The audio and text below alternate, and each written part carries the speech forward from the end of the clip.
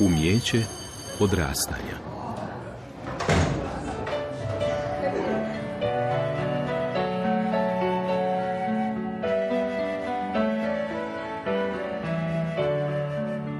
U današnje vrijeme, kada moderne tehnologije potiču sjedilački način života, izuzetno je važno djecu, mlade i roditelje sustavno poticati na kretanje i rekreativni sport. O povezanosti kretanja i zdravlja u današnjoj emisiji Umijeće odrastanja govore. Ja sam Tea Gvardijan iz društva Športska rekreacija Aktivan život. Službeno voditeljica komunikacije, ali zapravo službena katica za sve. I Filip Koražija, magistar kineziologije, također član udruge Društvo športske rekreacije Aktivan život, službeno glavni trener u školi i klubu trčanja, trčaone, ali isto raznoliki angažman po našim utrkama, događanjima, ali to je malo kasnije više. kad govorimo o trčaoni, voljela bih da mi predstavite, to je udruga, što se radi, kako se radi, na koji način. Da, evo, samo da ponovim, znači mi smo društvo športske rekreacije Aktivan život koji djeluje 2007. godine i koji za glavni cilj ima pokretanje stanovništva, odnosno nekakva promociju zdravog načina života, a prije svega onda trčanja i nordijskog hodanja i planinarenja. Imamo različite projekte koje radimo unutar udruge. Jedan projekt od njih, a možemo reći i najveći, je trčaona, znači škola trčanja i nordijskog hodanja koja upisuje sad svoju 13. generaciju, što je stvarno nevjerojatno. I svake godine imamo jako puno novih ljudi koji nam se priključuju i koji žele po prvi puta isprobati zapravo trčati, nordijski hodati. Neki drugi projekti koje mi radimo su atletske utrke. Moramo naglasiti da to nisu profesionalne, to su uglavnom za rekreativce, znači utrke na različite dužine. Imamo Medvednica trail koji pokušava promovirati ovu našu prekrasnu planinu koju imamo tu na svom kućnom pragu, koju nedovoljno iskorištavamo. To je trail, za trail trkače, znači za one koje već imaju možda malo više iskustva u nogama, ali imamo i dječje utrke gdje mogu sudjelovati i oni mlađi. Imamo Zagrebačka milja koja je zapravo super za sve, i za mlade i za starije. Trči se oko Zagrebačkih fontana ispred Nacionalne i sveučilišne biblioteke. Nakon toga imamo Zagrebački noćni cener za koji vjerujem da je puno ljudi čulo, koji se događa u 11. mjesecu, i za kraj sezone Zagrebčanka 512, poznata utrka stepenicama na 15. kat za Zagrebčanke.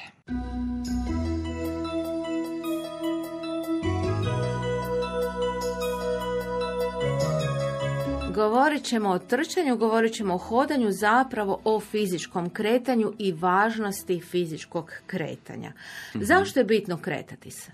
Za početak možda bi razlikovao što je to razlika zapravo između nekog treninga općenito i što je to tjelesna aktivnost. Znači tjelesna aktivnost zapravo je svaki pokret koji generiraju naši mišići, a rezultira potroškom energije. Znači to nije nužno samo trening, samo recimo trčanje, nordijsko hodanje, već je to hodanje do posla, sa posla i slične aktivnosti, a koje također, kada se akumuliraju kroz 24 sata, mogu pozitivno utjecati na neke nezarazne kronične bolesti i još neke slične bolesti.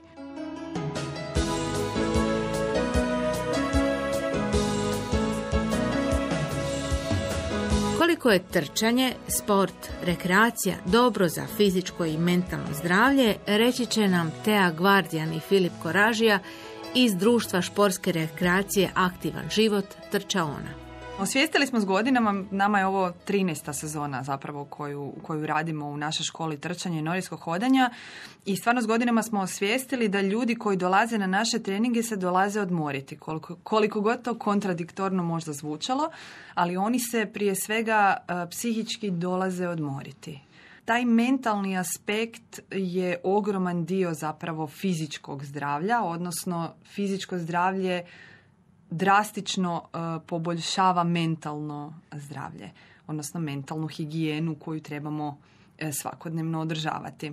Tako da smo htjeli ove godine poseban naglasak staviti na stres koji smatramo da je, ajmo reći, današnja pandemija, osim koju imamo sa covidom, mislimo da je stres ova druga pandemija koja je rasprostranjena i kod starijih, odnosno kod odraslih i kod mlađe populacije i to je nešto protiv čega se trebamo boriti. A kako se najlakše boriti? To je biti fizički aktivni i onda poboljšati nekakvu kvalitetu života koju imamo. Kad govorimo o kvaliteti života, spomenuli ste dobar san. Znači, generalne preporuke, svak ko nas je drugačiji. Znači, to generalno kako i u treningu, tako i za san. Imamo generalne preporuke za odrasle ljude, znači od 7 do 9 sati sna. Tu je prije svega, kao što je Teja spomenula, bitno je njegovati kvalitetu života, higijenu mentalnu i samim time će biti kvalitetniji i kvantitetom bolji san. To je jako bitna komponenta koja u zadnje vrijeme se sve više i više istražuje i u području naše kineziologije i mislim da će biti sve više i više pozitivnih učinaka koji će se otkriti, ali u procesu učenja je iznimno bitno imati kvalitetan san kako bi se to, možemo kolokvijalno reći, svako znanje koje samo bolje primilo. Ima i neke istraživanja kada je najbolje učiti prije, poslije spavanja i slično, ali opet se to dosta svodi na individualnost. Stoga je uz neki trening jako bitna naravno prehrana i taj naš san, zato se mi time isto dosta bavimo unutar trčaona, imali smo i predavanje organizirano vezano za tu tematiku, stoga pokušavamo ljude osvijestiti o tome da je briga o sebi zapravo jako široka tema i da ima više komponenata. Sa aspekta možda mentalnog zdravlja, nešto smo to bili spomenuli. Evo, imao sam diplomski rad na tu temu, pa je bilo i nekih radova koji su bili naravno relevantni. Zapravo, kako nam je bilo intenzivno, imali smo lockdown otprilike u to doba kada sam provodio istraživanje, zatim i potres je bio zagrebački i slično i zapravo kada sam ulazio, to jest uzimao u obzir sve te podatke, morao sam uzeti te okolnosti jer su značajno doprinijele zapravo stresu, nekvaliteti sna o čemu smo ranije pričali, što može značajno utjecati na kvalitetu života. A opet samim time polagano vidimo trend evo na terenu, znači kroz posljednjih godinu dana, znači da se polagano vraćamo u normalu što se tiče možda izlazaka na treninge i slično. I dalje postoje određene restrikcije i moramo i dalje paziti na zdravlje. Kao što smo rekli, rekreacija broj 1 za zdravlje. No, ono što je bitno, ta tjelesna aktivnost može, recimo, to se vidi u preporukama Svjetske zdravstvene organizacije, recimo smanjiti simptome anksioznosti i depresije. Znači smanjiti simptome, ne izliječiti, to je bitno diferencirati, no to je evo jedan još od alata koji je, nažalost imali smo porasti anksioznosti i depresije u prethodnih nekoliko godina, stoga ovo zapravo sve i govorim da je možda dobar alat za borbu protiv tih simptoma. Pa evo, ako netko slučajno ima i problema s time, može poslužiti tjelesna aktivnost, hodanje, trčanje ili bilo koji drugi oblik tjelesne aktivnosti može pozitivno koristiti.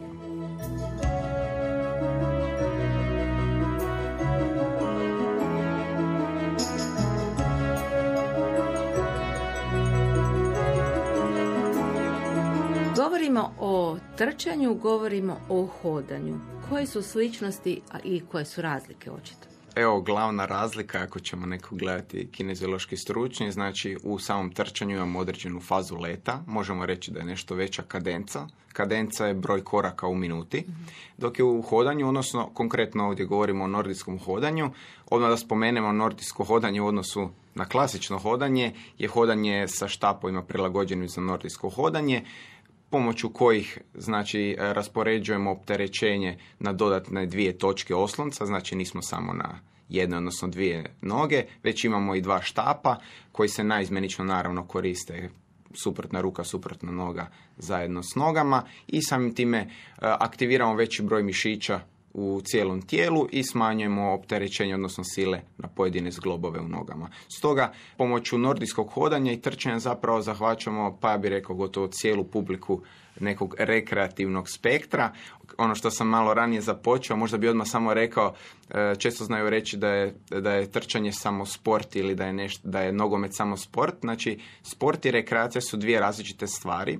Znači, sport i trening u sportu je zapravo trening kojim želimo maksimalne neka postignuća postići, maksimalne rezultate, dok je u rekreaciji trening zapravo alat kojim zadržavamo zdravstveni status ili ga unapređujemo pomoću neke aktivnosti. A naše aktivnosti su trčanje i nordijsko hodanje.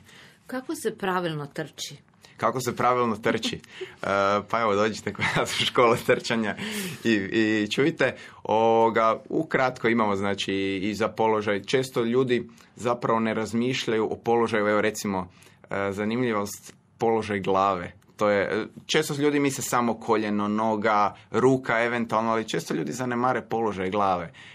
Pa imamo primjer da puno ljudi gleda u pod. Polovica ljudi kada dođu recimo u našu školu trčanja gleda u pod. A naravno trebamo podići pogled, moći normalno disati. Tako da je to jedna zanimljivost, jer kad bi, ne znam, trčimo 1 kilometar, 2, 5, 10 u nekom trenutku da gledamo cijelo vrijeme u pod, imali bi probleme sa vratnim mišićima i mišićima ramena, jel tako? Isto kao kad gledate, zamislite da gledate u ekran televizora, monitora ili nešto slično kao da gledate u pod. Tako da evo, to je jedna recimo zanimljiva činjenica, dok je u nordijskom hodanju to specifičnost usklađivanja zapravo uboda štapa i usklađivanja s radom nogu. Evo. Ja bi se samo nadovezala. Najčešći upit koji zapravo dobijemo od početnika, zašto bi ja uopće trebao učiti trčati? Znači, zar to nije nešto što nam dođe prirodno? I stvarno je zapravo. Mi praktički prvo, kad stanemo na noge, trčimo prije nego što počnemo normalno hodati. Ali pravilno trčanje, posebno na nekakve duge pruge i kad metri počnu biti kilometri, iznimno je važno način na koji trčimo, iznimno je važno kako se dočekamo na stopalo, znači to mora biti ovaj prednji dio stopala, prvi kontakt, važno je kako ruke postavimo, znači sve su to nekakvi segmenti na koje treba obratiti pozornost kako ne bi došlo do ozljeda prije svega.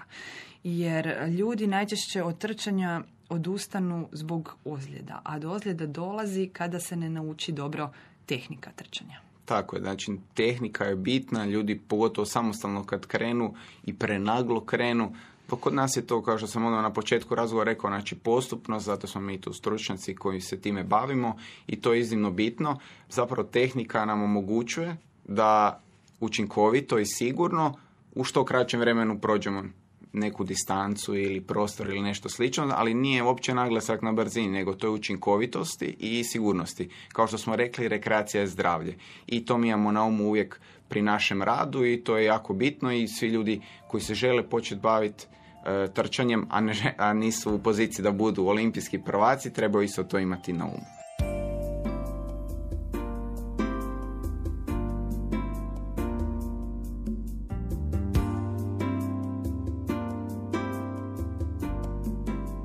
Djeca uče oponašajući roditelje i njihov stil i način života. Kad govorimo o kretanju, ljudi se i druže, uspiju se i upoznati, stvaraju se prijateljstva. To je još jedna dodatna vrijednost na samo fizičko kretanje. Pa evo, ja ću započeti. Da, zašto mi radimo u grupama i zašto govorimo zapravo da je puno lakše trčati u grupi, zato što svi bodre jedni druge, uvijek je lakše kada vidiš da pored sebe imaš nekoga ko prolazi isto što prolaziš i ti, naravno svakome dođe nekakav težak trenutak, pa onda guraju jedni druge, a nakon toga najčešće bude druženje i ostane se i popriča. Isto tako upoznaje se cijeli jedan novi spektar ljudi koji možda ne bi nikad upoznali. Jer mi u jednoj grupi koja ima, 15 članova, imamo ljude najrazličitijih dobi, nekakvih pozadina, zanimanja i to je zapravo ljepota toga, trčanja u grupi i povezivanja. Ono što volimo naglasiti je da imamo ljude koji su nam došli kao introverti i onda zapravo postanu ekstroverti jer se toliko opuste na tim treninzima da se otvore u potpunosti i onda drage volje pričaju drugima o tome zapravo koliko im je to pomoglo. Mislimo da je taj društveni, odnosno socijalni aspekt iznimno važan u napretku, ali je iznimno važan u tome da ostanete u nečemu, u nekakvoj aktivnosti. Jer ako vam nije potpora tu, ako nije nekakvo društvo, odnosno cijela ta pozitivna atmosfera, puno je veća mogućnost da ćete odustati od te aktivnosti. Evo, nek me Filip još ne dostavi. Znači, neka, u biti, mogu reći, sa stručne strane načela rada kojeg njegujemo zapravo i sa djecom, ali i sa odraslima su zapravo jednaka i što je zapravo korisno, može biti kogo to sluša, da se uvijek treba stvoriti neko sigurno okruženje, ugodno okruženje za sve koji sudjeluju u procesu, bilo to djeca nekog sportskog treninga ili rekreacije, isto tako i za odrasle. Jer cijeli taj proces učenja, kada nešto naučite, uvijek se dobro osjećate, jel tako? Tako je isto sa recimo učenjem tehnike trčanja, nordijskog hodanja, uvijek se dobro osjećate i jako je bitan taj osjećaj samo postignuća, samo aktualizacije koji je iznimno bitan, a ne moramo ni govoriti koliko je recimo to bitno kod djece, kažem u bilo kojoj aktivnosti, u bilo kojem učenju, zbog mentalnog razvoja samopouzdanja, osobito kada krene pubertet i slično. Stoga takve aktivnosti se mogu prikazati još kao dodatan sadržaj kojima možemo razviti neke pozitivne konativne osobine ličnosti kod djece, ali naravno i kod odraslih. Evo, kao što je Teja rekla, znači ljudi dođu kao introverti, dobro, nećemo reći da postanu ekstraverti, ali se oslobode, imaju lakši javni nastup i sve ostale karakteristike jer su okružene pozitivnom okolinom i ljudima s kojima se druže i imaju uvijek pozitivne povratne informacije sa treninga i nakon treninga, jer druženje, kao što smo rekli, je iznimno bitno kod nas.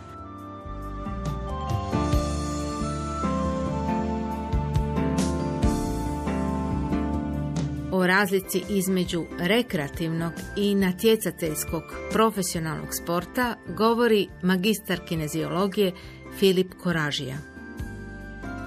Kako pronaći dobru granicu između, evo spomenuli smo, rekreativnog sporta i naglasiti ja se želim rekreativno baviti, ne znam, idem u osnovnu školu, muzičku školu, srednju školu, imam posao, rekreativno baviti i kada to prelazi već u nekakvu, ne mogu reći profesionalnu, ali poluprofesionalni stil života? Pa zapravo tu je... Tu imamo i borbe. Imamo i brojne sportske klubove, da, razne vrste sportova i tu vrlo lako isklizne onaj rekreativni segment i ljepota sporta kao zdravog stila života. Da, to je, znači, danas općenito bitno je to za reći kod djece, pa unazad 10, 15, 20 godina se jako puno izgubio onaj element izlaska van i igre na igralištu, nogometa, rukometa, bilo čega. I tu je zapravo jako bitna, bi trebala biti uloga onda sportskih klubova, udruga i slično. To je jako pojedinačno. Neki klubovi imaju puno grupa, imaju mogućnost održavanja, možemo tako reći, rekreativnih grupa, dok neki klubovi su isključivo fokusirani na sportski rezultat, jer sustav sporta je takav da nažalost se vrednuje samo rezultat, ponekad ne broj članova. I to polagano idemo u smjeru da se radi na tome, ali još nismo tamo. Evo, imamo i novi zakon o sportu od 1.1., no dok krene to sve u neko izvršavanje na terenu zapravo i poticanje u nekom, generalne smjernice su u dobrom smjeru, ali zapravo sve se svodi na individualnu volju. Znači, možemo tu i primjere nekih odličnih kolega, kineziologa koji rade u školama, znači imaju ta športska školska društva koje imaju izvan nastave zapravo, odrađuju neke ekstra aktivnosti sa svojim učenicima, ali opet to je sve na razini individualne motivacije i nema nikakve obaveze. Dapače, tu nema toliko potpore od strane možda sustava u svakom slučaju, no evo i kod nas znam nekada doći neki mlađi trkači i trkačice koji naravno uz privole roditelja treniraju s nama do određene situacije, no uvijek mi odgovorni smo i moramo im reći kada je trenutak zapravo za mlađe osobe da prestanu recimo trenirati, zato jer su u rastu i razvoju. Mi moramo paziti, kao što sam rekao, rekreacija je zdravlje i onda ih usmjerimo u neke možda druge aktivnosti i slično, ali jako je bitno tu napomenuti da bi zapravo sva ta djeca koja se bave bilo sportom, bilo rekreacijom zapravo trebala imati barem 60 minuta umjerene do intenzivne tjelesne aktivnosti dnevno. I to i to je zapravo problem jer nemamo ni tjelesnog dovoljno, obično je tjelesni spojen u blok sate u školi, recimo u srednjim školama dosta često i to se onda svodi kod nekih, zapravo kod većine djece, na jedan blok sat tjelesnog tjedno, znači 90 minuta i tu onda dolazi do onog podatka da imamo pretilu djecu, nažalost imamo 35% djece s viškom kilograma. To je bio podatak, imali smo na fakultetu, možete me ispraviti, prije godinu ili dvije, jedan panel koji se bavio baš time. Stoga, to je bitno imati na umu jer ne idemo u dobrom smjeru, moramo nešto promijeniti. Evo, zadnje promjene, koliko je aktualno, znači da će kineziolozi preuzeti vođenje tjelesne i zdravstvene kulture od 1. do 4. razreda. Ide pilot program, vidjet ćemo kako će to sve ispasti. Osobno smatram da je to dobra stvar. Naravno, tu treba uskladiti sve satnice i tako dalje, svih prisutnih u sustavu obrazovanja, ali mislim da je to korak u dobrom smjeru. Dodat će se još 1 sat u 4. razredu i mislim da bi u tom smjeru trebalo i generalno ići, ali kažem, vidjet ćemo kako će taj cijeli program ići dalje. Znači, puno je mogućih smjerova, krenulo se nešto raditi, ali još nismo tamo uglavnom.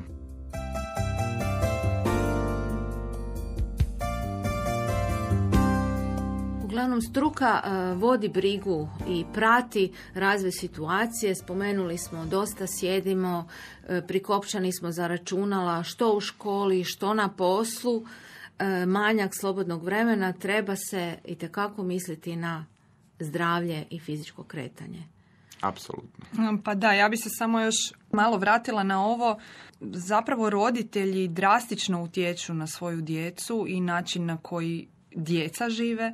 Ako su roditelji aktivni, ako roditelji vole provoditi vrijeme vani, ako se vole baviti rekreativno bilo kojim sportom, to je direktan primjer njihovoj djeci kako bi se zapravo trebalo živjeti na kvalitetan način i koliko je rekreativni ili bilo koji drugi sport važan kao sastavni dio života. Tako da zapravo pozivamo sve roditelje da svojim primjerom pokažu djeci koja će onda sigurno pratiti i pronaći nekakav sport koji će biti za njih idealan, a onda vjerujem da ćemo i drastično smanjiti ovu brojku koju je sad Filip spomenuo vezano za pretilu djecu, ali ne samo za pretilu, nego za općenito djecu koja nisu dovoljno aktivna i nisu dovoljno na zraku.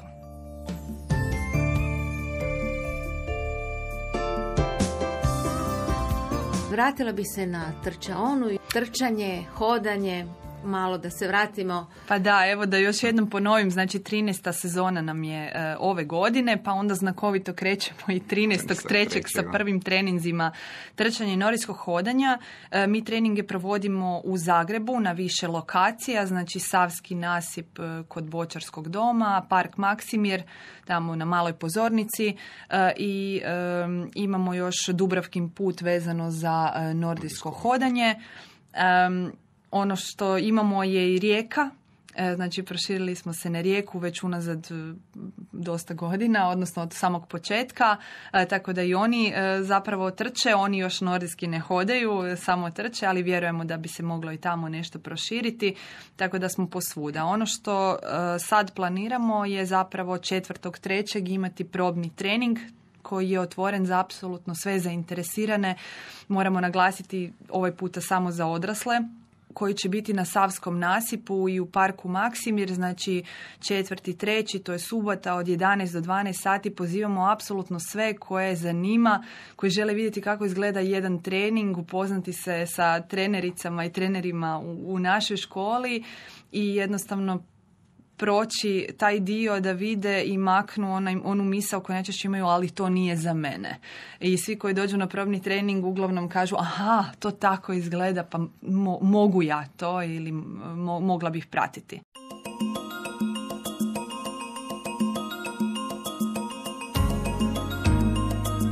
Stigli smo do kraja današnje emisije Umijeće odrastanja. Pozdrave vam šalju Jurica Novosel i Tatjana Jović.